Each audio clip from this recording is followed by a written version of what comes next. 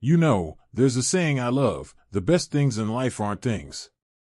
And nowhere is that more true than in retirement. Because after decades of working, saving, and planning, many of us reach this stage of life only to realize we've been measuring the wrong things all along. Let me ask you something. When you imagine your ideal retirement, what do you see? Is it a number in a bank account? Or is it the feeling of waking up excited for the day? The laughter of grandchildren at the kitchen table? The peace of watching a sunset without rushing anywhere? That difference, between chasing numbers and chasing joy, is where the magic happens. So let's talk about how to make that shift. Because whether you're rolling in savings or counting every penny, these next ideas can change everything. First, the power of small rich moments. A few years back, Harvard researchers did a study that surprised everyone. They found that people who frequently had small, positive experiences, like sharing a meal with friends or enjoying a hobby, were happier in retirement than those who saved up for occasional big splurges. Why?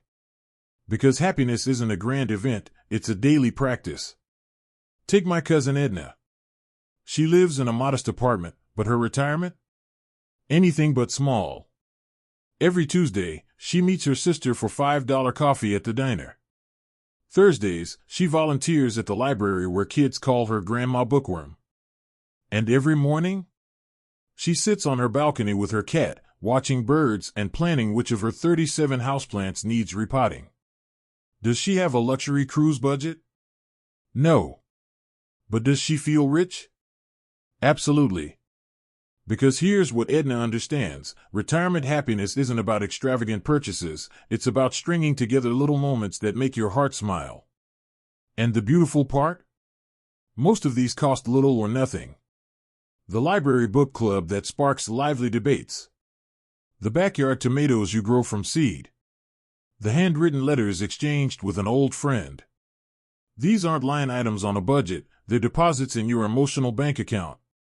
And unlike money, this kind of wealth compounds daily. Second, the friendship dividend. Now, here's something fascinating. Economists actually calculated how much money you'd need to equal the happiness boost of strong social connections. The answer? Over $100,000 a year. That's right, having close friends in retirement gives you a happiness equivalent to earning a six-figure bonus. And yet, how many of us prioritize social bonds as much as our 401k? I'll never forget Mr. Thompson from my yoga class. At 78, he told me, "I spent my life networking for business. Now I network for joy, and it's the best investment I've ever made." He wasn't kidding. Every week, he has breakfast with his coffee cronies, his words, not mine. A standing phone date with his army buddy in Florida. And yes, his young people fix at our yoga class. Does this cost money? Barely. Does it pay dividends? More than any stock ever could. Because here's the truth no financial planner tells you: loneliness is the real retirement risk. Not market crashes. Not inflation. The happiest seniors aren't necessarily those with the most money, they're those with the richest connections. Third, the purpose portfolio. Now, let's talk about something we all need but rarely discuss: the retirement version of a purpose. For 40-plus years, our jobs gave us structure, identity, and goals.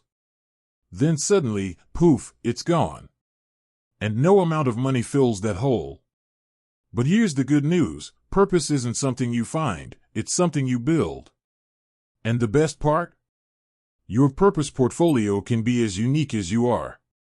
Look at my neighbor Rosa. After retiring from nursing, she felt adrift until she started teaching neighborhood kids to knit. Now, her living room is Grandma Rosa's Yarn University, complete with a sign the kids made her. She's not getting paid. But what she's getting? Priceless.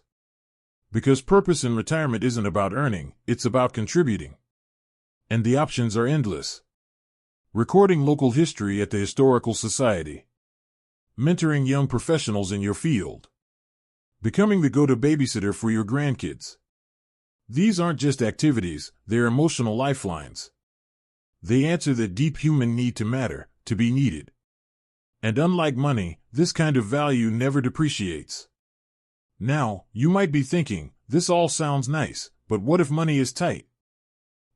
That's where our final piece comes in.